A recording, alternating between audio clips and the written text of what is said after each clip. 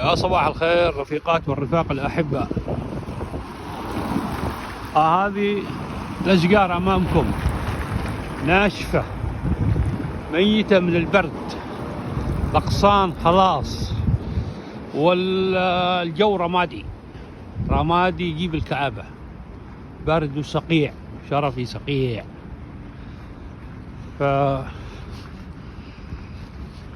هذه أوروبا والغربة اللي نعيش فيها. طبعا لأنه في الحقيقة احنا هربنا من بلدان ظالمة يعني، ولا سيما نحن كجنوبيين، يعني أنا جنوبي من اليمن الجنوبي. احنا بلدنا تم احتلالها من أوغاد في الحقيقة. فالأوغاد هؤلاء ويعني لهم عين كمان، يتكلموا يعني ويتطاولوا. في حين تركوا بلدهم مرتع للخميني، واحنا حلمنا الدائم سعينا هو العودة إلى بلدنا كما كنا. في الحقيقة احنا شعب قليل، تعدادنا كان 3 مليون من أفضل ما يكون. إحدى الكوارث الاجتماعية والاقتصادية هي الانفجارات السكانية. شرفي الانفجار السكاني أوسخ من الزلازل وانفجار البراكين. تعيش لك في بلد فيها ملايين الكائنات، وبعدين يجي يقول لك ما فيش أكل وفي فقر. ده طبيعي، أمر طبيعي، ما فيش أكل، ما فيش، وفي فقر وفي فساد لأنكم كثير. وخاصة لما تكونوا بلد فاشل، بلد ما عنده أخلاق، وترتع في دماءكم اللصوصية. دي نتيجة طبيعية، ما حد قال لك تنتج هذا العدد كله. مثل عندنا احنا الدحابجة بالنوم 40 مليون، يشاركونا يقاسمونا في بلدنا. يجي يقول لك الرزق على الله. هذا دائما تسمعهم حتى من رجال الدين يعني. لا حبيبي، الرزق مش على الله. الرزق ده اللي هو بمفهومه الاقتصادي والتنظيم الاقتصادي والاجتماعي والعدالة الاجتماعية، ده تنظمه حكومات وأجهزة وبرامج وخطط. لأنه لو كلامك صحيح ما كان تركت بلدك وتروح تعيش في بلدان الناس. فإذا كلامك صحيح كان مفروض يعني يرزقك بلادك، يعني مش تجي لي لا بلادي وتقول لي الرزق على الله. الرزق على الله حلو جدا، خليك في بلادك ما تجيش بلادنا. كذلك في دول شوفوا كثيرة عندها هذه المشكلة في الحقيقة العويصة، مشكلة الانفجار السكاني. المصريين كذلك اسمعهم يوميا، المصريين قضيتهم في الحياة الطعام، مشكلتهم أزلية مع الطعام، مع أي نظام. مش لاقيين ناكل، والحاجة بقت غالية وكذا، ودائما يشكوا من الأزمات الاقتصادية. لا شك هي أنظمة فاسدة يعني. إذا في النظام الرسمي العربي كلهم لصوص في الحقيقة، أنظمة رأسمالية إقطاعية، وكمان رأسمالية متخلفة يعني. هذه نتيجة طبيعية، رأسمالية وانفجار سكاني. فأنا أقول لك بكل بساطة اشرب يعني.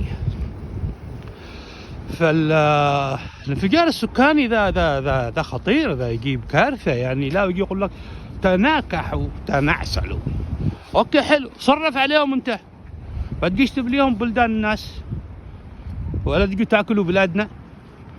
احنا كنا شعب منظم في الجنوب، كان عددنا 3 مليون، حاليا احنا 6 7 لا نتجاوز يعني. فشعب راقي رومانسي أنيق، عددنا قليل. مسألة الإنجاب دي مسألة مش صعبة يعني، ممكن تفقص. لكن الشعوب والدول المحترمة تعمل خطط وبرامج وتعمل دراسات لهذا الأمر. احنا في الجنوب كان في عملية تنظيم الناسل، وكانت الدولة تحث في قانون الأسرة، وقانون بما يتوافق مع اقتصاد البلد وإمكانياتها والخطط التموينية. عشان انت تعيش سعيد، الاسره دي تعيش مرتاحه. فايش تروح انتج هذا العدد كله تحابش 40 مليون يجي يقول لك الرزق على الله ويجي لك الجنوب. لا حبيبي، الرزق على الجنوب، الرزق مش على الله، تكذبش علينا.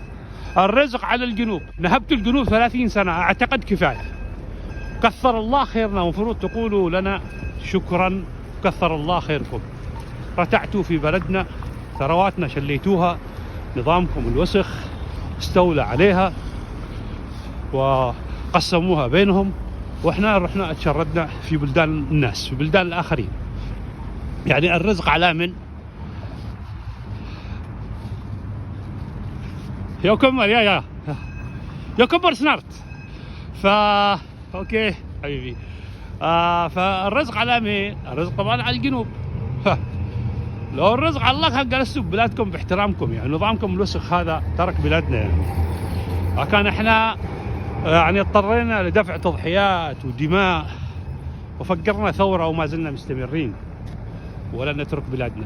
الرزق على الله، خليك في بلادك. سرقوك رجال الدين يقول لك الرزق على الله، ولا كلام فارغ. فطبعا في البعض بيجي يقول لك طبعا احنا لناش دخل بالنظام، النظام اللي سرقك. هذا صحيح، النظام هو اللي سرق، صحيح. النظام اليمني الشمالي نظام صنعاء مثل بالوقت علي عبد الله صالح وعصابته، طبعا هو اللي سرق. بس لما يجي لك شمالي كمان يعني يقف نفس الموقف من نظامه، يعني وهو كذلك مساند ويمضي في خط وثقافة نظامه. يعني طامع في الجنوب وعنده نوايا في الجنوب، يعتقد الجنوب هذه ملك أبوه. يعني فأنت مساهم في ذلك. أنت فشلت في بلادك، تجي تحل مشكلتك على ظهري أنا في الجنوب 30 سنة. كثر الله خيرنا، المفروض تقولوا لنا شكرا وترحلوا. ما بترحلوا بالاحترام في وسائل أخرى. وأعتقد أن النظام هذا قد تم سحقه من ثوار الجنوب. فحتى اليوم يعني دحابشة اليمن، دحابشة السعودية خسروا المعركة أمام الحوثي، ذا شأنهم. حتى السعوديين خسروا، الجنوبيين في الحقيقة هم اللي انتصروا، سحقوا النظام هذا وانتصروا لأنهم أصحاب قضية حقيقية وشرفاء، معهم قضية، مش تجار حروب ولا تجار دين ولا فاسدين. أما دحابشة السعوديين فاسدين، تجار حروب واللصوص اللي في الإدارة العسكرية السعودية والإدارة السياسية كذلك هم فاسدين، يسرقوا حكومتهم ويستثمروا بالحرب هذه، مثل دحابشة اليمن. لأنه اليمن دي مشكلتها في الفساد يعني أزلية، ولصوص حرامية، أخلاق ما في دين، وذا يكلمك بالدين والحركات هذه والقبيلة والفرطي مرطي، ده كله ديكور. فهناك سؤال آخر قد يأتي البعض يقول لك طيب ما الصين عندها انفجار سكان عدد كبير. ده صحيح، لكن هل تعتقد أن الصين ما تعانيش من هذا الأمر؟ ما يسبب لهاش يعني مشكلة؟ لا شك الصين هي متورطة في هذا الأمر. وقضية الصين هذه مش قضية يعني إنه الأمر هذا كان بعد الثورة، لا بالعكس، هذا كان قديما يعني من أيام الأباطرة عندهم انفجار سكاني.